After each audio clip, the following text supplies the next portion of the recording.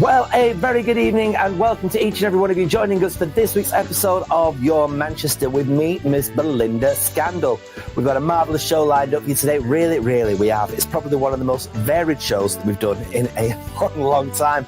On the show today, we're going to be talking about Bollywood. We're going to be talking about fat injections. We're going to be talking about the RHS in Worsley. We're going to be talking about Denton. And we're also going to be talking about fish and chips. Oh, yes, it is all literally going on for you today. Have you all had a good week, eh? All of us looking at the northern lights over Manchester. I saw them. It was a purple flash in front of me. It was gorgeous. It was beautiful. I ran towards it as fast as I could. I ran. Then I realised that there was a premiere in, everybody. Nevertheless, I saw it. It was gorgeous though, wasn't it? And the other thing that we must be celebrating today is, of course, we are now one day through the opening of the Co-op Live, everybody. Yay! Elbow was in there last night, and it should be back on track now. They seem to have got everything sorted. Them poor people that have been working there, they must be so stressed and wound up with absolutely everything. I should imagine every day for them is like doing this live television, everybody. Very exciting stuff. I hear music in the background, which must mean we are in the process of welcoming the wonderful world of Bollywood. Welcome, Pravesh, to the studio. How are you? I'm very good, thank you. I'm sitting outside the theatre. It's a lovely day. Which theatre you sat outside? Home in Manchester. Fabulous, isn't it? I can smell the chicken wings from round the corner from Bundy. You can see it. You are bringing us a marvellous show. Tell us all about it, please. Sure, yes. Frankie Goes to Bollywood. Previews here tonight. It's opening tomorrow. It's a British musical, and it follows the journey of a young British girl called Frankie who gets caught in the spotlights of Bollywood and goes on this big journey of becoming a star. I can think of worse spotlights to be caught in. The very nature of Bollywood, it conjures up lots of colours, bright music. Is this what you'll be delivering us? So it's a big, sparkly musical with incredible costumes, a kaleidoscope of emotions. It's got 17 new songs in it. It's a big old production. So if you love musical theatre, this is for you. And it's got all the trappings of a British musical. It sounds just delightfully invigorating. Is that a kind of good way to describe it? Yeah. I mean, it's really uplifting. It's got, it's got a really fun story. It's really funny. I mean, it'll make you laugh. It'll make you think on your way home. And it's it's done really well. We're really keen for people who don't go to the theatre to come and see this. So it's a real delight, and people have really responded really well to it. And what brought you into this wonderful world? Well, I've had a long time career in making new shows. My theatre company, Rivco Theatre Company, we've been a touring company for 20 years now. I worked in Bollywood for many years, and this was a story that I really wanted to tell of this kind of the biggest industry in the world, biggest film industry in the world. We hear a lot about it, and this is a real insight into kind of that whole kind of industry. It's a bit like Hollywood, to be honest, but with more sparkle and more colour. I'll show my ignorance here. We obviously have our big film stars here from Hollywood. Of course, yes. Bollywood has its own film stars. What kind of film stars? Who is? Let's go for that. Who is the biggest Bollywood star of the moment? The biggest stars are people like Shah Rukh Khan, Amitabh Bachchan, Priyanka Chopra, who many people might know. She's married to Nick Jonas in America. So they're huge stars, and they have followings of millions of people. And people don't know this, but Bollywood is probably watched by more people than Hollywood films. So it's a really big industry. It's and the films can be quite long. They're natural musicals. So this becoming a stage musical was a natural thing. Well, this is with us until the 25th of May over at home. Not my home, not your home, but the home, the venue. Right next to Buddy. Yes, plug them chicken wings just at the side of you there. Why not? There you go. There's home and there's our poster. There it is. It's the best place to go for a pre-theatre dinner. Bunny Jackson's cheap wings. We look forward to this. Thank you so much for your time today, Pravesh. Thank you so much. Thank you, Pravesh. Right then, everybody. Glorious days are ahead of us. We've got a gorgeous summer. And so, therefore, let us have a little stroll around RHS in Worsley, everybody. Oh, it's exciting. Check out this. The Royal Horticultural Society Bridgewater Garden was opened in 2021. It received mixed reviews when it first opened, so we delayed our visit. 2 years later, we decided to have a little look. Of course, the gardens take time to grow, and they're now looking excellent with well-established planting. It's the Society's 6th year and largest project with 154 acres. There's a walled garden, kitchen garden, Chinese steam-side garden, paradise garden, and a woodland area, community grow area, orchard, Ellesmere Lake, Victoria Meadow, the old yard, loads and loads of different areas. In fact, we spent 4 hours discovering all the different areas, and let me tell you now, we were not disappointed. Of course, there's places for food as well, which is fantastic. Nice food.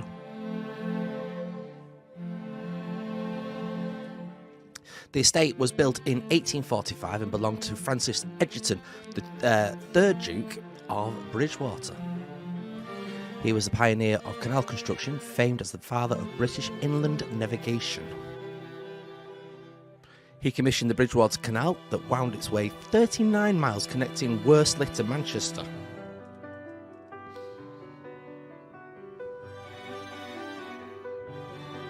It was built to transport coal from his mines in Worsley, and it runs past his estate.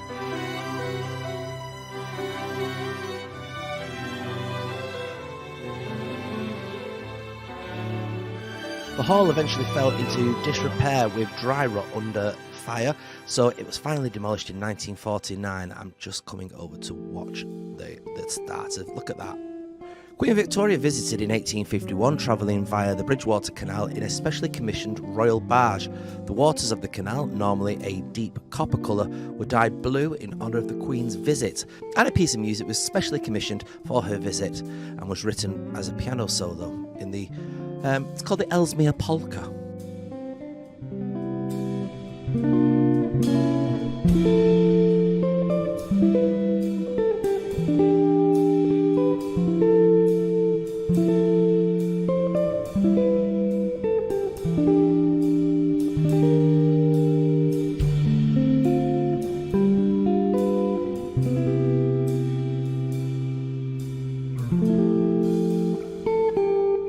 Well, everybody, there is a rise in something that I don't know if it's wonderful or not, everybody. I mean, I'd love to try them. They are called weight injections, everybody. You inject yourself, and hopefully you'll look all thin and beautiful. But are they too much? Telling us more about it is Dr. Ranj. Welcome to the show, Dr. Ranj. How are you? I'm good, thank you very much. How are you? I'm all right. Now, what are these injections then? So people will have heard of medicines like Ozempic, Wegovy, Mounjaro. They belong to a group of medicines that were technically originally developed as anti-diabetes medicines for type 2 diabetics. And they're really, really good. They help control your blood sugar. And they've been used for a very long time in that area. But what people that were using them found was that they started to lose weight. And they do that through two different ways. Firstly, they dampen down your appetite. And secondly, they slow down the sort of transit of food through your gut. So you feel fuller for longer. So you eat less overall. So this was a welcome side effect, as it were, much like the discovery of Viagra. Viagra started off as a heart medicine, and then people were walking around with, erections, as it were. Yeah. So it was a sort of lucky chance discovery, and now these medicines have sort of taken hold in the sort of in an entirely different industry, in the weight loss industry, which for some people is really, really helpful, especially those that have been struggling. But there's been a bit of a sort of onslaught, a sort of pile-on from people who don't technically wouldn't technically use them, I suppose, because they're morbidly obese. They're using them just for other aesthetic reasons, because they don't want to gain weight, or they want to be a certain size, which isn't necessarily healthy. So somebody that's overweight, is it advisable for them to use them? So what we would still recommend is, if you are overweight, especially if you're significantly overweight, try conventional methods first of all, because they tend to be safer. That's your barn door, sort of move more, try to eat less, look at what you're eating and the types of things that you're eating, and try and change your habits there, because small changes over a longer term are more likely to stick. But the world's not that simple and straightforward. If you are really, really struggling, it's well worth talking to a healthcare professional about something like this. And these aren't the only solution. We have other medicines that can help. We have operations for certain people that can help. This should ideally be for, and there are criteria for which these medicines should be used. These are for people who are really, really struggling. And they can be really, really effective. The only problem is you've got to remember they can carry side effects. What are the side effects? Could be anything from feeling sick a lot, vomiting. Some people have worsening of their reflux. You can get constipation and diarrhea, right through to, because it's still early days, we may not be completely appreciating the side effects, but there's a potential risk involving thyroid cancer, pancreatitis. Some people who've used these medicines and have had to come off them found that they couldn't go back to normal eating, like they struggled with their stomachs afterwards. So they are not without their risks. Very recently, it's been reported that actually these medicines may also help those at higher risk of heart disease and stroke. That is very new research that we still need to sort of analyze and see how it pans out. But I would say whilst these medicines can be really effective, they should only be used by people fulfilling certain criteria and with the knowledge about those potential and sometimes serious side effects. How easy is it for people to get their hands on these injections then? Do they have to get it through a healthcare professional, or can they just, for instance, get it online? Yeah, they can all, these medicines in the UK can only be accessed through some sort of healthcare professional. And that may be, if you're able to get them on the NHS, especially if you're type 2 diabetic, you may be able to do that and maybe able to access them for free. Everyone else, a lot of other people are purchasing them privately through online pharmacies or healthcare practitioners or through clinics. They have to be prescribed. These are prescription only medicines, and they can be really expensive. You're talking several £100s every month potentially for some of them. There is a temptation and there is a real worry that some of these medicines are being sold through social media, and investigations have found that some of those are actually fake and harmful. So I wouldn't go down that route. If you're going to consider it, speak to a healthcare professional first. All in all, though, would you, as a doctor, advise people to use the sensible methods of dieting, or is this a quick and easy alternative? I would always say try the sort of trusted methods first. I would always say that. But if that isn't working for you, and I'm very realistic because it isn't always possible for everyone and it's not that easy, then this could be a solution. But it possibly may not be a long-term one. Currently, we can't use them for longer than 2 years. So you need to still put in lifestyle changes that after you stop using the medicine, you're going to have to, that's what's going to keep you going. But it's not a golden bullet. It's not a one-stop fits all. It could definitely be a good Kickstarter for a lot of people, but you still need to address the underlying things that are going on. Excellent. All right. Just before we let you go, Dr. Raj, congratulations on your wonderful role that you have now been given. Thank you very much. I'm very excited. A bit more about that. It's Anne Juliet, isn't it? Yes, so it's my musical theatre debut, as it were. I'm going to be in the UK tour of Anne Juliet the musical. It's a fantastic musical based on the music of Max Martin, who wrote for everyone from Britney to Katy Perry through to Jessie J, through to the Backstreet Boys. These are songs that we all know and love. And it's all about what would have happened if Juliet didn't die, if Shakespeare got to rewrite that story. And I get to play a daddy. I get to play the role of Lance, and I've never really been a daddy before in my life. But that's a fantastic role, though. He's really got a character, hasn't he, and everything. How are you feeling about coming into this? Oh, I'm very excited. Obviously, I'm nervous. I've got a lot to prove. I don't have a classical theatre background. I've done some musical theatre before. I've done some stage stuff before. I've got a lot of work to do, and I'm throwing myself in. I've got a lot of training to do, and I've got a lot to prove. But I'm ready for this challenge, and I hope that I can do this justice. And why have you decided to take on this challenge then? I wanted to chase joy this year. I wanted to do stuff that really made me happy, and musical theatre to me is one of the most joyful things in the world. So I promised myself I was going to set myself some challenges. Musical theatre is something I've loved for a very, very long time, and I've always dreamt of being a part of it. And finally that chance has come round. I've had to work hard to get that chance, but I'm ready to give it my best shot. And when can we see you in it? When do you start? When are we going to see you? We open in Manchester on the 8th of July at the Opera House. I'm very, very proud and excited. Manchester is my second home and I absolutely love it up there. And then we will be touring everywhere from Blackpool to Hull to Norwich to Wolverhampton. Go on the website andjulietmusical.co.uk and find out your nearest location and get some tickets. I think it'll sell out straight away. And congratulations. It's going to be amazing, isn't it? Dr. Ranch, thank you so much for your time today. Thank you. Right then. Well, I'm getting hungry. And it is, I suppose, a late tea, a supper. And what do I normally like a supper? Well, fish and chips. And did you know there's so much history, not to mention controversy, about who the first fish and chip entrepreneurs were? Check out this. One cuisine that is popular in the UK no matter what season of the year is fish and chips.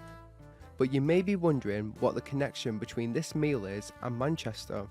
Well, the origins of this signature British dish can be traced back to 1860, where the earliest record of chips being served was in a place in Oldham. When visiting the Tommyfield Market, you may be able to see a blue plaque on the wall which claims this. The earliest known fish and chip shop is thought to have been opened by John Lees in Mossley, which is near Ashton.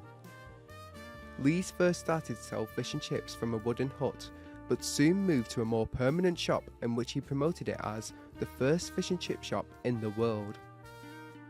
However, the beginnings of the fish and chips dish has sparked some debate over the years. Some may argue that the first fish and chip shop didn't belong to John Lees and instead was thought of by Joseph Malin, who opened a fish and chip shop in East London. Rapidly, fish and chips began to be a go-to meal amongst the working class, eventually becoming a cornerstone to the working man and woman's diet in the 1920s. It is still popular to this day, with the recording over 10,500 chip shops now opened in the UK. John Lee's shop is now called Man's Wok and serves oriental dishes as well as fish and chips. Due to them still selling the dish, this year it was crowned as the world's oldest chippy by the Sunday Express. Fish and chips will continue to grow in popularity, with shops that sell the dish now letting its customers order it online to catch up with the digital age. Well, our Mark isn't with us this week, but he has been out and about and he's been to a lovely little place called Denton, steeped in history. You'd never guess it, but this is Denton. Hello, and today for our walk we are in Denton in East Manchester. The name Denton comes from, well, Dane meant valley in Anglo-Saxon, so we're in Valley Town. And amongst the notable people from here, Mick Hucknall, footballer Geoff Hurst, who played his part in the 1966 England World Cup win, Alan Wren of the Stone Roses, and footballer Jimmy Armfield. Felt hatting started here in 1702 and had reached supremacy across the UK by the end of the 19th century. By the start of the Victorian age, they were making 24,000 hats a week here. And then they became, during the Edwardian age, the largest felt hat-making manufacturing centre in the UK. But mercury was used in the manufacture of hats, and I'm afraid that sent many of the hat makers mad, hence the expression, as mad as a hatter. After hatting, the major manufacture here was of batteries, and it was the home of the Oldham Battery Company that made lead-acid batteries. The factory closed eventually in 2022 and has been built upon, but many, many people here were employed in hatting and then in batteries. That's Denton for you, just off the M60 in East Manchester. And we'll see you next time for another walk.